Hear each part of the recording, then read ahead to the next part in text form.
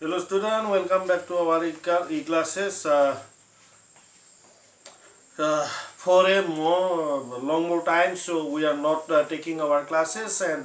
whatever the exam will be the held now, we are go for to the online classes. Okay. Today we are discuss on about to the second unit RBI,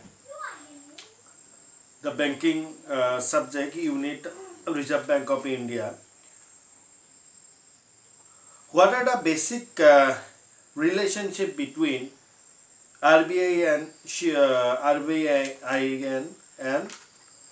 Sidwell Bank? Okay, so enter the let's enter the classes. The basic relationship between মৰমৰ ছাত্ৰ ছাত্ৰীসকল আমি reserve বেংকৰ unit 2তে আছিলো তোমালোকৰ বহুত দিনৰ মূৰত আমি ক্লাছৰ ফালে আহিলো পৰীক্ষাৰ কাৰণে তোমালোকৰ ক্লাছটো হোৱা নাছিলে আৰু আকৌ আমি সেই ক্লাছৰ ফালে আহিছো ঠিক আছে তো আজি আলোচনা কৰিম আমি কিহৰ মাজত সম্পৰ্ক কাৰ ৰিজাৰ্ভ বেংকৰ কেন্দ্ৰীয় বেংকৰ লগতনো আমাৰ অনুষ্ঠিত বা অনুষ্ঠিত বেংকৰ কিনো সম্পৰ্ক সেই সম্পৰ্কে আমি কি কৰিম আলোচনা কৰিম কিহত এই ক্লাছটো চাবা It is essential to know the meaning of the Sidwell Commercial Bank before discussing about the relationship between to the RBI and the Sidwell Commercial Bank. The meaning of Sidwell Commercial Bank. তাৰ আগতে আমি সম্পৰ্কৰ আগতে Sidwell Bank নো কি বা তাৰ সম্পৰ্কে আমি আলোচনা কৰি লম তাৰ অৰ্থনো কি Sidwell Commercial Bank is one which is registered as second schedule of RBI Act.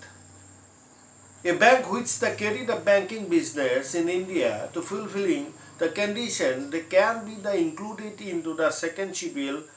of RBI Act. অৰ্থাৎ Sidwell Bank বুলি কোৱাৰ লগে লগে আমি কি কম যিবিলাক বেংক আমাৰ ৰিজাৰ্ভ বেংকৰ দ্বিতীয় অনুচ্ছেদৰ বা দ্বিতীয় অনুসূচিত বেংকৰ অনুচ্ছেদৰ ভিতৰত কি কৰা হয় তেওঁলোকক ধৰা হয় ৰেজিষ্টাৰ কৰে যিলোকে পঞ্জীয়ন কৰে তেওঁলোকক কি কোৱা হয় Sidwell Bank বুলি কোৱা হয় আৰু যিসকলে এই বেংকসমূহৰ বা Sidwell Bank হোৱাৰ কাৰণে কিছুমান যি নীতি বা নিৰ্দেশনা আছে যিসকলে পৰিপূৰ্ণ কৰি লয় তেওঁলোকক এই বেংক বুলি ধৰা হয় Sidwell Bank বুলি ধৰা হয় বা অনুষ্ঠিত বেংক বুলি ধৰা হয় তাৰ ভিতৰত কি কোৱা আছে চাবা সেকেন্ড শিডিউল দ RBI Actৰ ভিতৰত it has a paid up capital of rupees 5 lakhs. Paid up capital Sidwell Bank হোৱাৰ কাৰণে কিমান দিব লাগে 5 lakhs জুনে কি কৰিছে paid up capital জমা দিছে It is the register under the Company Act or under the foreign law. যিবিলাক বেংকে কি কৰিব কোম্পানী ভাৰতীয় কোম্পানী আইনৰ ভিতৰত তেওঁলোকে কি কৰিছে পঞ্জীভুক্ত কৰিছে or under the foreign law আৰু বা আমাৰ foreign বৈদেশিক যে আইন আছে তেওঁলোকৰ ভিতৰত যিবিলাকে কি কৰিছে পঞ্জীভুক্ত কৰা বিলাক বেংকক কি কোৱা হয় আমাৰ সেকেন্ড শিডিউল বেংক বুলি কোৱা হয় Point number 3, it must be satisfied the Reserve Bank of India that its affairs are not to the conducted into the manner and this detrimental to the interest of the depositor. It is economic condition must be sound. অৰ্থাৎ কি কৰিব লাগিব যে যিবিলাক বেংকে যি তেওঁলোকৰ জমা ৰাখে কাৰ পৰা যি জনসাধাৰণৰ পৰা জমা ৰাখা সেইটো সম্পূৰ্ণৰূপে তেওঁলোকে কি কৰিব লাগিব শুদ্ধকৈ বা সঠিককৈ বা ভাল ধৰণে ডিসক্ৰিমিনেশন যাতে নহয় তেনেকুৱাকৈ কি ৰাখিব লাগিব তেওঁলোকে জমা ৰাখিব লাগিব আৰু 5.5 নম্বৰটোত কি কোৱা হৈছে যে সেকেন্ড শিডিউল হোৱাৰ লগে লগে বা পঞ্জীভুক্ত হোৱাৰ উপৰিও তেওঁলোকে কি হ'ব লাগিব অৰ্থনৈতিকভাৱে সুস্থ আৰু সবল হ'ব লাগিব ঠিক আছে এইখিনি কৈছে কিহৰ Sidwell Bankৰ ক্ষেত্ৰত নন Sidwell কমাৰ্শিয়েল বেংক বুলি ক'লে কাক বুজিম অনাসূচিত কমাৰ্শিয়াল বাণিজ্যিক বেংক বুলিলে those bank which means have not been to the including into the second schedule of the RBI Act at a time or as non-scheduled bank. Non-scheduled bank are not entered to the all the facilities that the scheduled banks avail for the from the Reserve Bank of India. যে কি কোৱা হৈছে যিবিলাক bank কি নহয় দ্বিতীয় অনুচ্ছেদৰ ভিতৰত পঞ্জীভুক্ত কৰা নহয় আৰু সেইবিলাককে কি কোৱা হয় অনা অনুষ্ঠিত বেংক বুলি কোৱা হয় আৰু non scheduled bank are not entered to the all facilities এই বেংকসকলে বা ৰিজাৰ্ভ বেংকৰ যি সা সুবিধা আছে তাৰ গোটেইবিলাকৰ ভিতৰত তেওঁলোকক কি কৰা নহয় তেওঁলোকক সেই সুবিধাসমূহ প্ৰদান কৰা নহয় আৰু কি কৰা হৈছে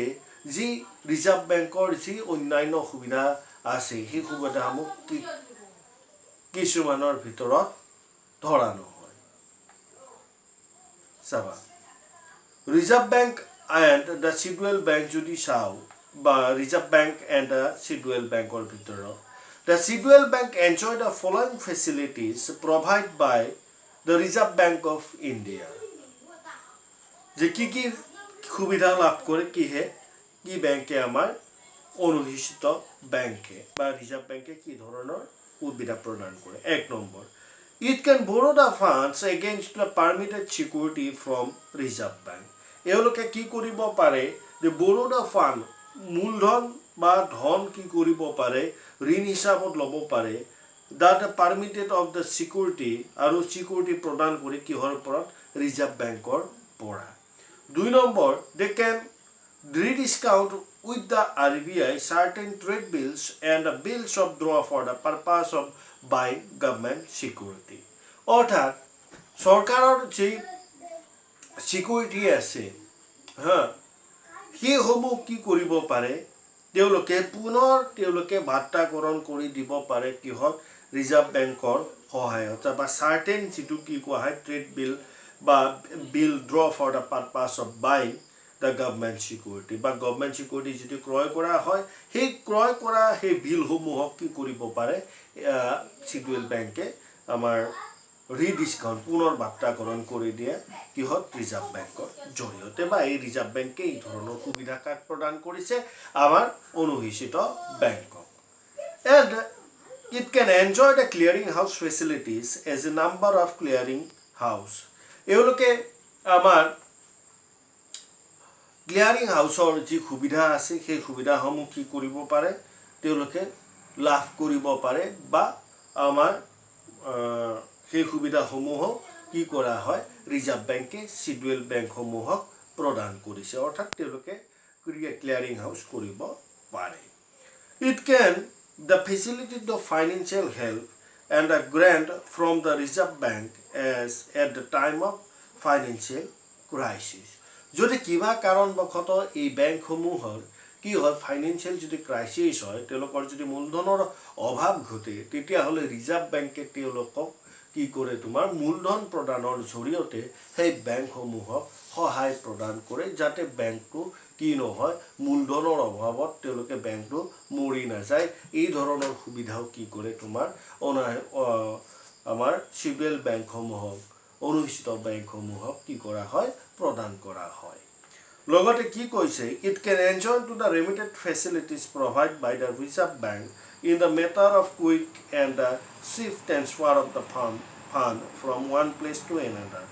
আৰু কি কৈছে remitted facilities provide কি হে কৰে ৰিজাৰ্ভ বেংকে matter to quick খৰতকীয়া আৰু অতি আমাৰ swift যি ফান্ড ট্ৰান্সফাৰৰ ক্ষেত্ৰত কি কৰে মূলধন প্ৰদানৰ ক্ষেত্ৰত এই বেংকসমূহে কি কৰিব পাৰে সুবিধা লাভ কৰিব পাৰে যেটো সুবিধা কোনে প্ৰদান কৰিছে ৰিজাৰ্ভ বেংকে কাক আমাৰ শিডিউল বেংকক অৰ্থাৎ অনুহিত বেংকক আৰু এইখিনি হৈছে ৰিজাৰ্ভ বেংক আৰু শিডিউল বেংকৰ মাজত সম্পৰ্ক বা আমি এনেকুৱাকে ক'ব পাৰো it is a relationship between to the reserve bank and the schedule bank বা আমি এনেকুৱাকৈ ক'ব পাৰো যে ৰিজাৰ্ভ বেংকে কি ধৰণৰ সুবিধা প্ৰদান কৰিছে শিডিউল বেংকসমূহক এই ধৰণৰ কথাটো আমি ক'ব পাৰো ঠিক আছে এইখিনি হৈছে ইয়াৰ মূল তত্ত্ব গতিকে আৰু লগে লগে আমি এইটো কথা কওঁ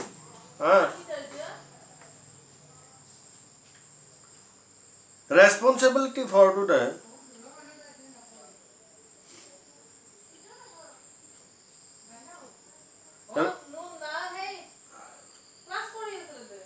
responsible for the scheduled commercial bank. The scheduled bank, besides to the availing to the certain facility from the RBI, have to fulfill the certain obligation to lay down the RBI Act. The responsibility of liabilities are follow. The point number 1, give the responsibility of scheduled bank. The scheduled bank must be the maintained to the Reserve Bank of India cash reserve between 3% to 50% as per to the 6% effect on 30 March 2007 as the directed by to the RBI on total times and demand deposit of liability and statutory liquidity ratio 25% of the deposit liabilities. অর্থাৎ কি কোৱা হৈছে যে reserve বেংকে কি কৰিব, reserve বেংকৰ তাত আমাৰ অনুসূচিত বেংকে কিমান কৰিব লাগিব 3 পৰা 15% কি ৰাখিব লাগিব, তেওঁলোকে জমা ৰাখিব লাগিব কিহৰ তেওঁলোকে যি ধন জমা ৰাখিছে তাৰ ওপৰত ভিত্তি কৰি। লগতে কি কোৱা আছে টোটেল টাইম ডিপোজিট বা ডিমান্ড ডিপোজিট বা সময় ভিত্তিক বা আমাৰ চাহিদা ভিত্তিক যি জমা আছে বা লাইবিলিটিজ আছে বা স্ট্যাটুটৰি যি লিখিত বিধিবদ্ধ যি তাৰল্যৰ পৰিমাণ আছে সেইটো 25% কি কৰিব লাগিব জমা ৰাখিব লাগিব কিহত ৰিজাৰ্ভ বেংকত। লগতে 2 নম্বৰ কথাটো কোৱা হৈছে the Reserve Bank are required to be submitted the weekly return of the position of every Friday of Reserve Bank of India. অৰ্থাৎ প্ৰত্যেক শুকুৰবাৰে কি কৰিব লাগিব যি শিডিউল বেংক আছে তেওঁলোকে জমা কিমান হৈছে বা বেংকৰ ষ্টেটাছ কেনেকুৱা সেই গোটেইখিনি কাৰ্য কি কৰিব লাগে প্ৰতি সপ্তাহৰ শুকুৰবাৰে ৰিজাৰ্ভ বেংকত তেওঁলোকৰ হোৱা লেনদেন আদান প্ৰদান ডিসকাউন্ট যিবিলাক হয় বেংকৰ কাৰ্য সেই আটাইবোৰ কাৰ্যৰ ওপৰত ভিত্তি কৰি তেওঁলোকে কি কৰিব লাগিব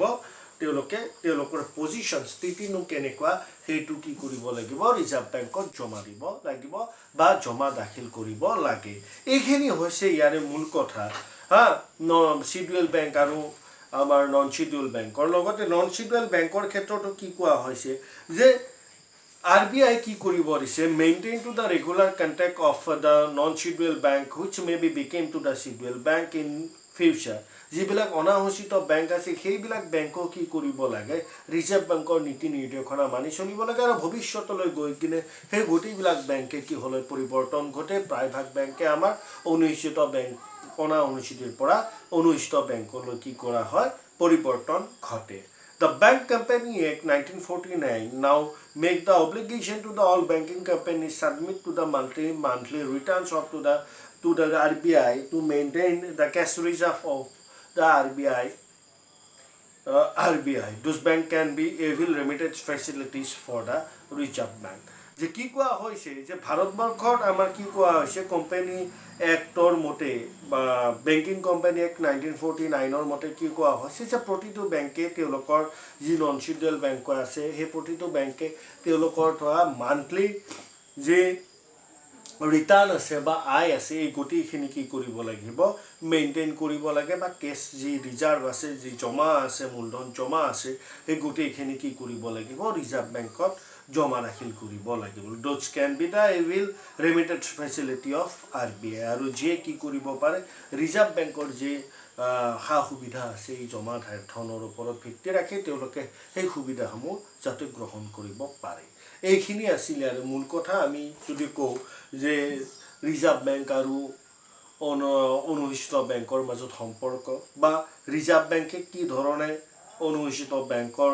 কি কৰে সুবিধা প্ৰদান কৰে বা বেসিক ৰিলেশনশিপ কেনেকুৱা বা অনুষ্ঠিত বেংক আৰু ৰিজাৰ্ভ বেংকৰ মাজত what are the basic relationship between to the RBI and to the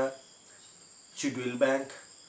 এই গোটেইবিলাক কথা ইয়াতে কি কৰা হৈছে আজিৰ এই ক্লাছটোত আমি আলোচনা